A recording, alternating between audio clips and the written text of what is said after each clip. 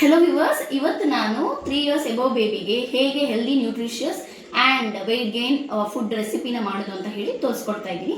ಅದಕ್ಕೆ ಬೇಕಾಗಿರುವಂಥ ಇಂಗ್ರೀಡಿಯೆಂಟ್ಸ್ ಬಂದು ಫಸ್ಟ್ ನಾನು ಓಟ್ಸ್ ತೊಗೊತಾ ಇದ್ದೀನಿ. ಸೊ ಓಟ್ಸ್ ಕಾಂಬಿನೇಷನ್ ಜೊತೆಗೆ ಕೆಲವೊಂದು ಡ್ರೈ ಫ್ರೂಟ್ಸ್ಗಳನ್ನ ರೆಕಮೆಂಡ್ ಮಾಡ್ತಾ ಇದ್ದೀನಿ. ಸೊ ಯಾವುದಪ್ಪ ಅಂತ ಹೇಳಿದ್ರೆ ಒಣದ್ರಾಕ್ಷಿ ಇರ್ಬೋದು, ಸೊ ವಾಲ್ನಟ್ ಇರ್ಬೋದು, ಫ್ಲ್ಯಾಕ್ಸ್ ಸೀಡ್ಸ್ ಮತ್ತು ಕ್ಯಾಶ್ಯೂಸ್ ಇರ್ಬೋದು, ಪಂಪ್ಕಿನ್, ಆಲ್ಮಂಡ್ ಮತ್ತು ಚಿಯಾ ಸೀಡ್ಸ್. ಸೊ ಇದನ್ನು ರೆಕಮೆಂಡ್ ಮಾಡ್ತಾ ಇದ್ದೀನಿ. ಓಟ್ಸ್ ಮತ್ತು ಡ್ರೈ ಫ್ರೂಟ್ಸ್ ಆ್ಯಡ್ ಮಾಡಬೇಕಂತ, ಆದರೆ ಎಷ್ಟು ಪ್ರಮಾಣದಲ್ಲಿ ಆ್ಯಡ್ ಮಾಡಬೇಕಂತ ಹೇಳಿ ನಾನು ಇವಾಗ ತೋರಿಸ್ತಾ ಇದ್ದೀನಿ. ಸೊ ಇದಕ್ಕೆ ನಾನು ಓಟ್ಸನ್ನು ಅರೌಂಡ್ 3 to 5 years ಬೇಬೀಸ್ ಅಂದರೆ 2 to 3 ಸ್ಪೂನ್ ಆ್ಯಡ್ ಮಾಡಿ, ದಟ್ಸ್ ಎನಫ್ ಅಂತ ಅನಿಸುತ್ತೆ. ಸೊ ಒಂದು 3 ಸ್ಪೂನ್ ಆ್ಯಡ್ ಮಾಡಿದ್ದೀನಿ. ಸೊ ಅದಾದ ನಂತರ ನಾನು ಆಲ್ಮೋಸ್ಟ್ ಒಂದು 1/4 ಸ್ಪೂನ್ ಅಷ್ಟು ಮಾತ್ರ ಚಿಯಾ ಸೀಡ್ಸ್ ಆ್ಯಡ್ ಮಾಡ್ತಾ ಇದ್ದೀನಿ, ಪಿಂಚ್, ಎಲ್ಲ ಪಿಂಚ್. ಆಮೇಲೆ ಫ್ಲ್ಯಾಕ್ಸ್ ಸೀಡ್ಸ್ನ ಆ್ಯಡ್ ಮಾಡ್ತಾ ಇದ್ದೀನಿ ಸ್ವಲ್ಪ. ಸೊ ಅದಾದ ನಂತರ ಒಂದು 2 ಕ್ಯಾಶ್ಯೂಸ್, ಆಮೇಲೆ ಸ್ವಲ್ಪ ಪಂಪ್ಕಿನ್ ಸೀಡ್ ಮತ್ತು ಒಣದ್ರಾಕ್ಷಿನೂ ಕೂಡ ಒಂದು 2ರಿಂದ 3 ಓಪನ್ ಮಾಡಿ ಹಾಕಬೇಕಾಗತ್ತೆ, ಇಲ್ಲಾಂದರೆ ಗ್ರೈಂಡ್ ಆಗೋದಿಲ್ಲ ನೀಟಾಗಿ. ಸೊ ಹಾಗಾಗಿ ನಾನು ಇದನ್ನು ಓಪನ್ ಮಾಡಿ ಹಾಕ್ತಾ ಇದ್ದೀನಿ. ಸೊ ಅದಾದ ನಂತರ ಬಾದಾಮ್ ಮತ್ತು ಏನು ವಾಲ್ನಟ್ ಇದೆ ಇವುಗಳನ್ನ ಸೋಕ್ ಮಾಡಿ ಇಡಬೇಕು, ಬಿಕಾಸ್ ಇಲ್ಲಾಂದರೆ ಇದು ಇಂಡೈಜೆಷನ್ ಆಗಿಬಿಡುತ್ತೆ ಸೊ ಬೇಬಿಗೆ. ಸೊ ಹಾಗಾಗಿ ನಾನು ಆಲ್ರೆಡಿ ಸೋಕ್ ಆಗಿರುವಂತಹ ಒಂದು ವಾಲ್ನಟ್ ಮತ್ತು ಆಲ್ಮಂಡನ್ನು ಮಿಕ್ಸ್ ಮಾಡ್ಕೊತಾ ಇದ್ದೀನಿ. ಸೊ ಅದ್ರ ಜೊತೆಗೆ 1 ಕಪ್ ಆಫ್ ವಾರ್ಮ್ ಮಿಲ್ಕನ್ನು ಆ್ಯಡ್ ಮಾಡೋಣ.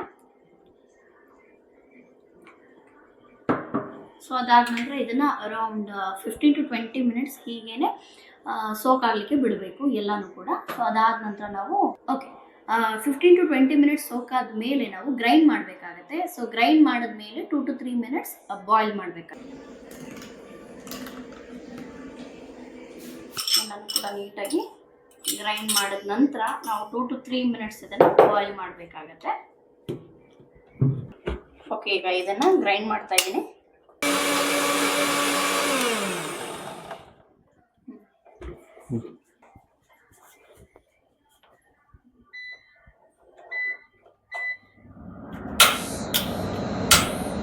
ಈಗ ಇದನ್ನು ಒಂದು ಬಾಣಲೆಗೆ ಆ್ಯಡ್ ಮಾಡ್ತಾ ಇದ್ದೀನಿ.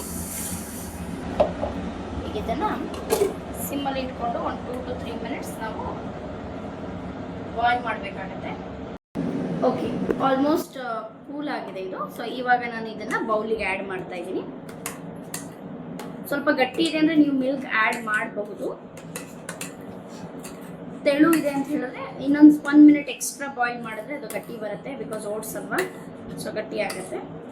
ಸೊ ಈಗ ಆಲ್ಮೋಸ್ಟ್ ಆ್ಯಡ್ ಮಾಡಿದ ನಂತರ ಇದರ ಕಾಂಬಿನೇಷನಲ್ಲಿ, ಬಿಕಾಸ್ ಮಕ್ಕಳು ತಿನ್ನೋದು ಸ್ವಲ್ಪ ಕಷ್ಟನೇ, ಸೊ ಹಾಗಾಗಿ ನಾನು ಲೈನ್ ಡೇಟ್ಸ್ ಸಿರಪನ್ನು ಆ್ಯಡ್ ಮಾಡ್ತಾ ಇದ್ದೀನಿ. ಇದು ಯಾವುದೇ ಆದಂಥ ಪ್ರಮೋಷನ್ ಅಲ್ಲ.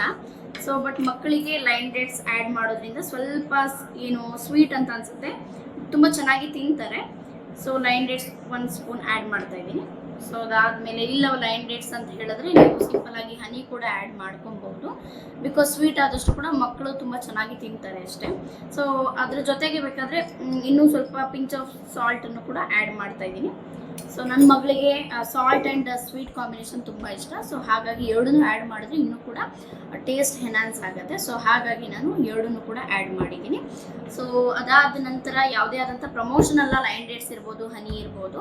ಸೊ ಜಸ್ಟ್ ಇದನ್ನು ನಾವು ಮಕ್ಕಳು ತಿನ್ನಲಿ ಅನ್ನುವಂಥ ಉದ್ದೇಶದಿಂದ ಅಷ್ಟೇ ಆ್ಯಡ್ ಮಾಡಿರುವಂಥದ್ದು. ಸೊ ಅದಾದಮೇಲೆ ನೀಟಾಗಿ ಮಿಕ್ಸ್ ಮಾಡಿ, ತುಂಬ ಗಟ್ಟಿ ಅನಿಸಿದ್ರೆ ಒಂದು 2 to 3 ಸ್ಪೂನ್ ನೀವೇನು ಮಾಡ್ಬೋದು, ಮಿಲ್ಕನ್ನು ಆ್ಯಡ್ ಮಾಡ್ಕೊಬಹುದು, ತೊಂದರೆ ಇಲ್ಲ. ಬಿಕಾಸ್ ನನ್ನ ಮಗಳಿಗೆ ಈ ಕನ್ಸಿಸ್ಟೆನ್ಸಿ ಗುಡ್, ಹಾಗಾಗಿ ನಾನು ಇದೇ ಕನ್ಸಿಸ್ಟೆನ್ಸಿ ಯಾವಾಗಲೂ ಕೂಡ ಮೇಂಟೈನ್ ಮಾಡ್ತೀನಿ. ಸೊ ಈ ರೀತಿ ನಾನು ಮಿಕ್ಸ್ ಮಾಡಿದ್ದೀನಿ. ಈ ನಟ್ ಬಟರ್ ಕೂಡ ನ್ಯೂಟ್ರಿಷಸ್ ಫಿಲ್ ಆಗುತ್ತೆ ಮಕ್ಕಳಿಗೆ. ಸೊ ಯಾವುದೇ ಆದಂಥ ಏನು ಪ್ರಮೋಷನ್ ಅಂತೂ ಬ್ರ್ಯಾಂಡ್ ಪ್ರಮೋಷನ್ ಯಾವುದೂ ಇಲ್ಲ. ಸೊ ನನ್ನ ಮಗಳು ಆಲ್ಮೋಸ್ಟ್ ಈಗ 3 years, ನಿಯರ್ಲಿ 3 years.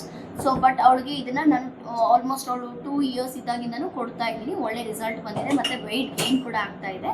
ಸೊ ಮತ್ತು ಮಕ್ಕಳ ಒಂದು ನ್ಯೂಟ್ರಿಷನ್ ಕೂಡ ಪೂರೈಕೆ ಆಗುತ್ತೆ ಮತ್ತು ಹೆಲ್ದಿ ಇರ್ತಾರೆ. ಸೊ ಹಾಗಾಗಿ ಇದನ್ನು ರೆಕಮೆಂಡ್ ಮಾಡ್ತಾ ಇದ್ದೀನಿ.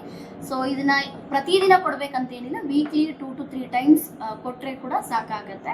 ಬಿಕಾಸ್ ಮಕ್ಕಳಂದರೆ ನಿಮಗೆ ಗೊತ್ತೇ ಇದೆ, ಜಂಕ್ ಫುಡ್ ತುಂಬ ಇಷ್ಟಪಡ್ತಾರೆ ಮತ್ತು ಜಂಕ್ಸ್ ತಿನ್ನೋದ್ರಿಂದ ಸೊ ಅವ್ರಿಗೆ ಹೆಲ್ತ್ ಇಶ್ಯೂಸ್ ಬರಬಹುದೇನೋ. ಸೊ ಹಾಗಾಗಿ ಆಲ್ಮೋಸ್ಟ್ ಒಂದು 2 to 3 ಟೈಮ್ಸ್ ನಾವು ಏನು ಮಾಡಬೇಕಾಗುತ್ತೆ, ಸ್ವಲ್ಪ ಹೆಲ್ದಿ ರೆಸಿಪಿನ ಮಾಡಿ ತಿನ್ನಿಸ್ಬೇಕಾಗತ್ತೆ.